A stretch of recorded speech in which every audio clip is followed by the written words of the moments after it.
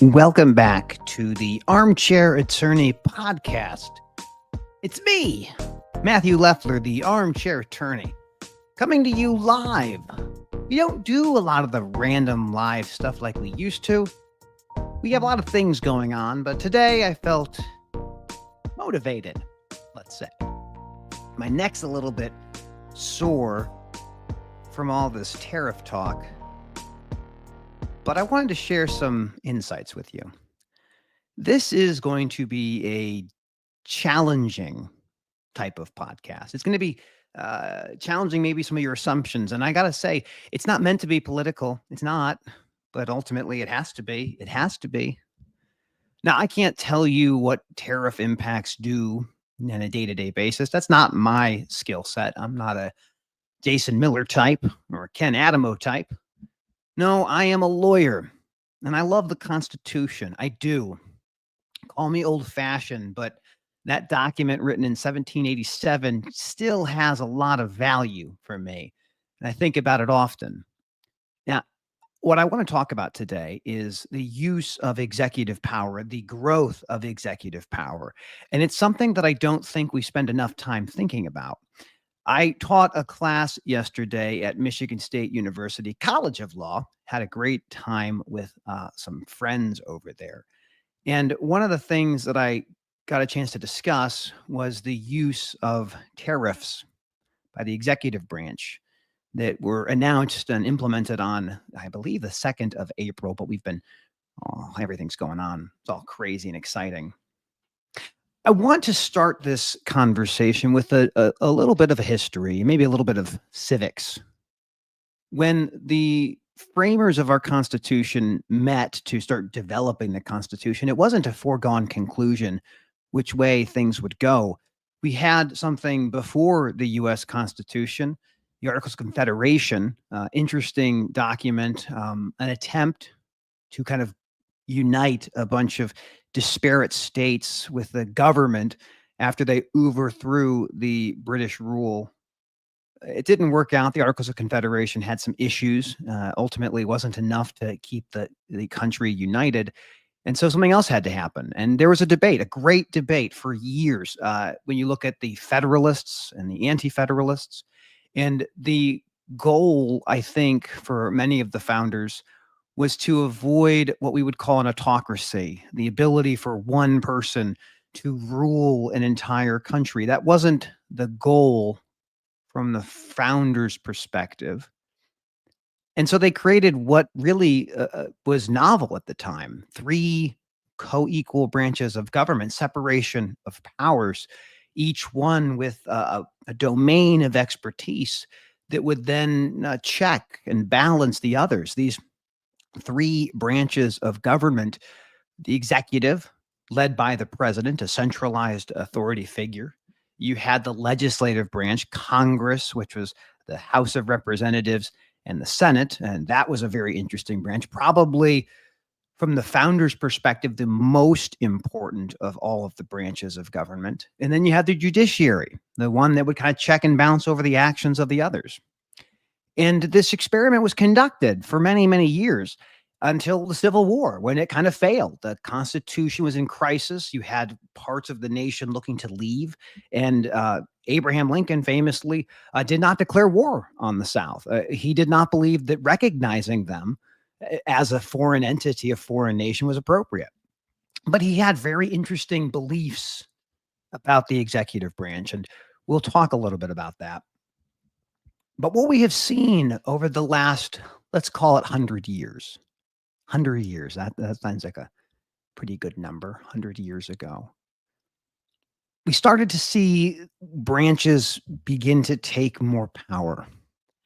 And power is like an accretion disk in space. If you think about, like, when everything's out there, things kind of come together. Gravity pulls matter together, and over time, matter compresses and heats, and then stars are given life. And those accretion disks that float around eventually become planets. Power kind of works in a similar fashion. Our founders had an idea of decentralized power. They had ideas of who gets to declare war, who gets to do different aspects of their power. And what I've been seeing over the last couple of, let's say, weeks maybe, is people coming to me and asking me and saying, "Hey, what is the power of the executive branch? Like, what can the executive do? What are the challenges and ways to check it, prevent it?" And we get a chance to look at this in real time. And I love being able to take what's happening in the news right now and then look back at the past and say, this is how it began. This is how we got to where we are.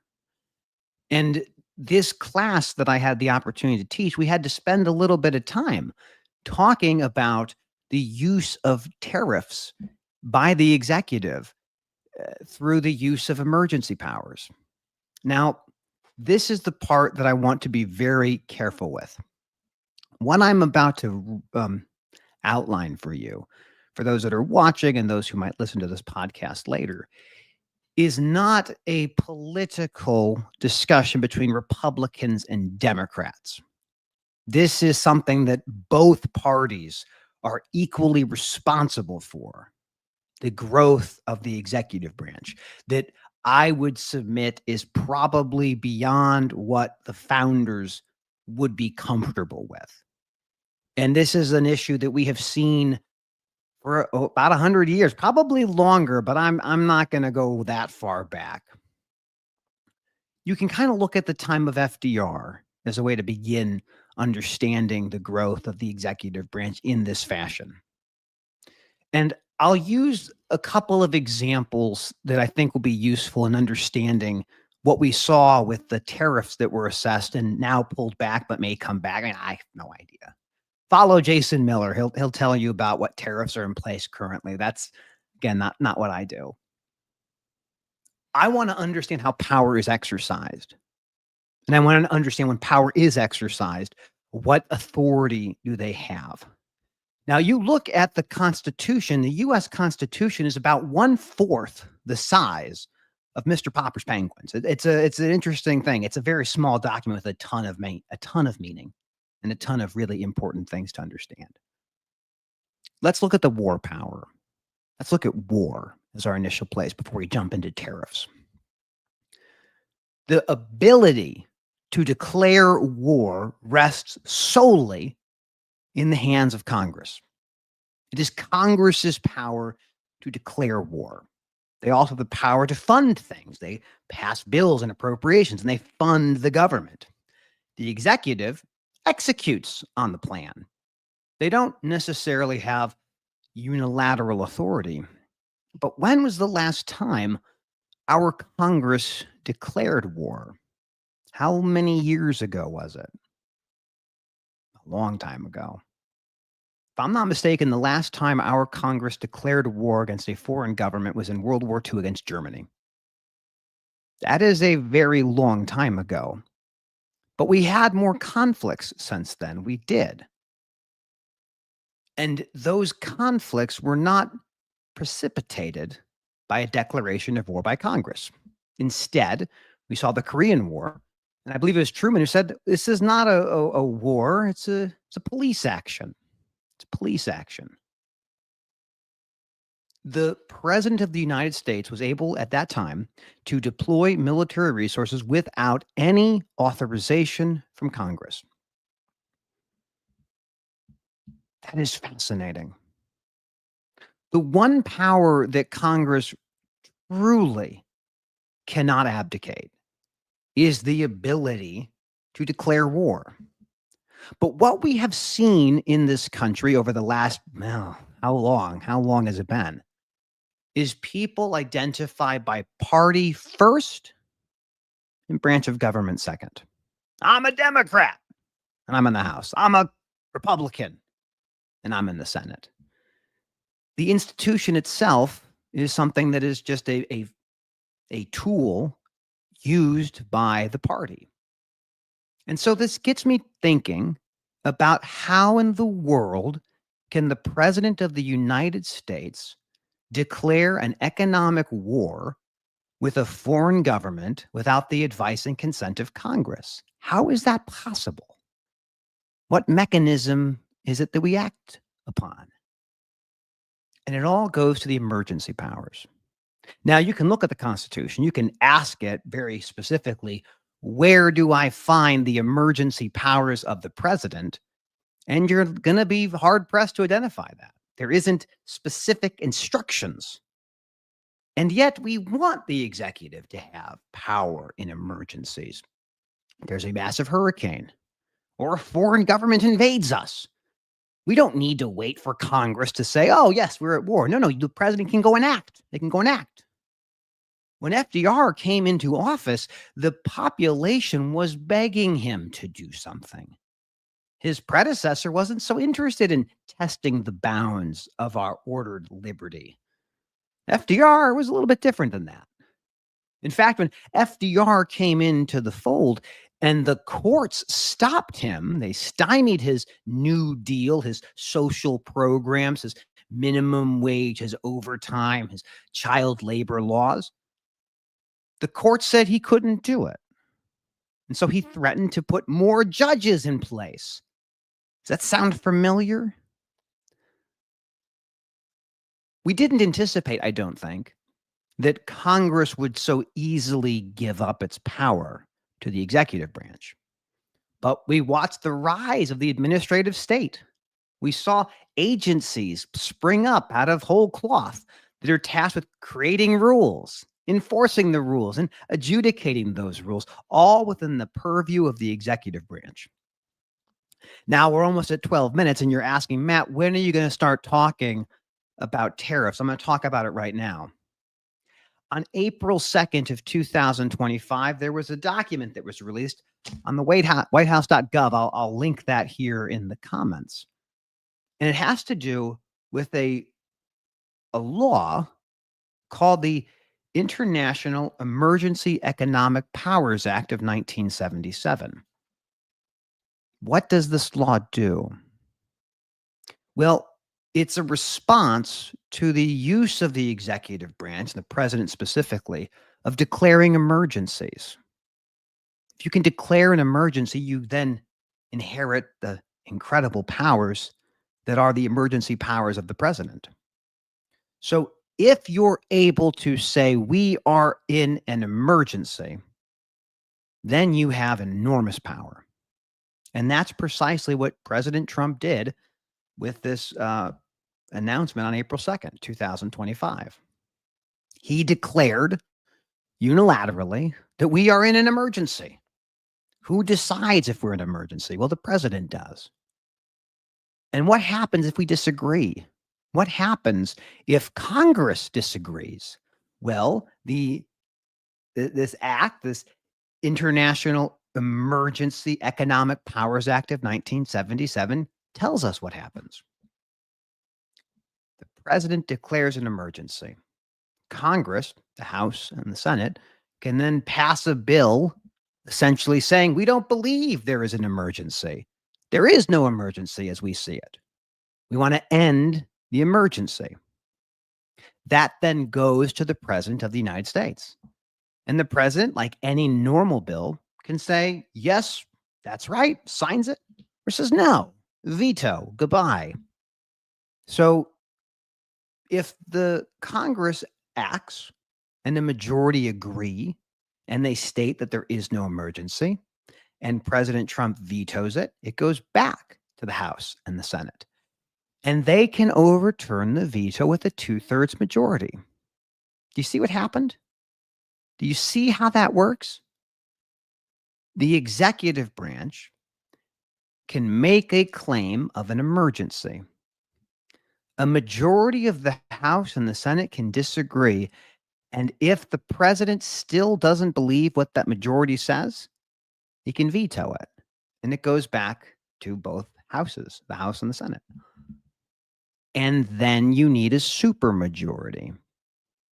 This is fascinating. The power of the president in an emergency is astonishing. And there are many on both the far left and the far right who believe in the unitary executive, an executive who has the most power out of any branch of government. If you look back and you ask the framers of the Constitution, what would you think of this? I think they would be skeptical. I don't think they would like it. And even if you agree with the position of President Trump, you have to ask yourself, does the ends justify the means? Do you want to see the Constitution, as I understand it, eroded by one branch of government taking on power from another and the other branch kind of capitulating?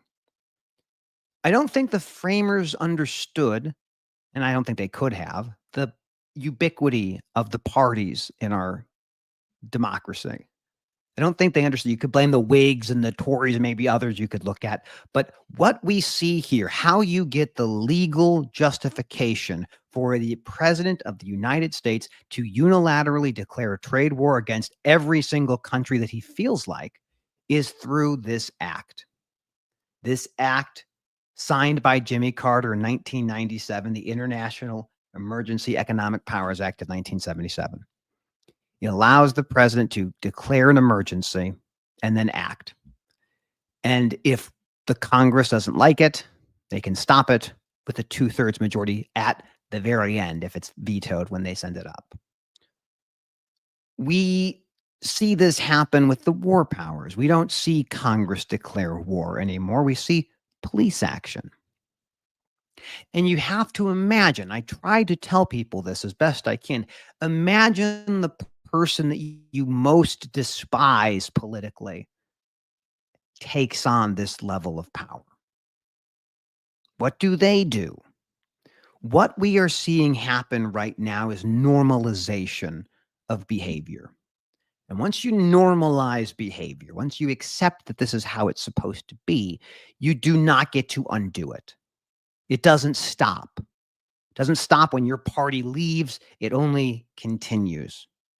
And for many, many years, we have watched Republicans and Democrats utilize their emergency powers as president to further take power. Our founders were skeptical of autocrats. They didn't like them. They didn't want them. They weren't going for that thing.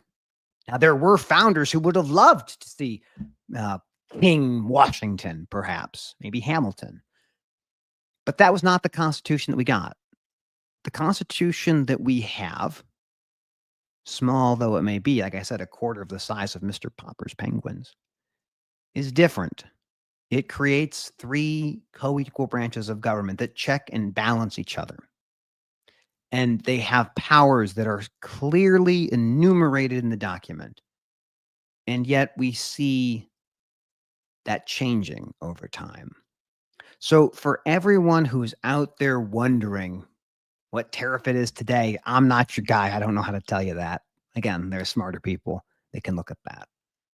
But if you're asking the question, what authority do you have to do this? And do I want this? Do I want to have an executive with the power to declare emergencies and have really no check or balance, provided their party agrees with them? A 2/3 majority in this environment is impossible. There was a time when each member of Congress had contested elections, but both parties have worked tirelessly to make sure that there aren't contested elections. They gerrymander jurisdictions in ways that there's not going to be a contentious, battle. The only battle that really matters in most jurisdictions is the primary. Which Democrat's going to win? The one who's very left or the one who's moderately left? Which Republican is going to win? Is it the one who's very to the right or somewhat middle of the right? And because this is the nature of how the democracy has since flowed, people see party before they see institution. And we as Americans are not educated to understand the institutional importance of these different branches of government. Our fellow citizens are not our enemies. I can't emphasize that enough. Our citizens, our fellow Americans are not our enemies. They haven't been since we had the Civil War. We fought a war over this. But if you're wondering, like, what happens next, I don't know. I honestly don't know. But I want you to understand, at least from my perspective, how we get to the president having the power to do tariffs to any nation that they see fit. And it doesn't stop with President Trump. This will survive beyond. It will absolutely survive beyond. And if you wouldn't want your worst political nightmare to have those same exact powers, you should be skeptical. Now, like I said, I love the Constitution. I love the law. I'm blessed to be, an adjunct law professor at Michigan State University College of Law. But you, my wonderful audience who's taken the time to learn about the Constitution just for a little bit, you have the capability to understand this argument. I am not trying to tell you that I am a Democrat or a Republican. I really do think of myself as an independent. I look at things on a policy by policy basis, and I maybe that's not the most effective way to think about things. But if you are feeling uncomfortable, if you are a Republican and you voted for Trump and you're uncomfortable with what you're seeing on the international stage as it relates to tariffs specifically, you're not wrong to feel uncomfortable. It is very strange when an executive branch can do things without the advice and consent of Congress. Now, like I said, we want that power. We really do need the president to have emergency powers. He or she cannot just stand back and say, well, I can't do anything until Congress gives me the authorization. We don't want that. But if you have a unitary executive who can declare an emergency, and we have had many emergencies declared and continue to persist in the last several decades, then you have to be a little bit more skeptical, I think. And if we want to see the continuation of the great experiment of these three co-equal branches wrestling for power and trying to stay the course to keep away what our founders were so against, we should be careful. We should be vigilant. And we should ask our members of Congress, where do you fall on this continuum? Are you a senator first or a representative first, or are you party first? Because I will tell you this, and this is going to be controversial. If you're party first in any of these offices, you shouldn't be in office. You shouldn't be. You're not right. I'm sorry. You're not the right person, because these institutions, I need them. I need them, and so do you.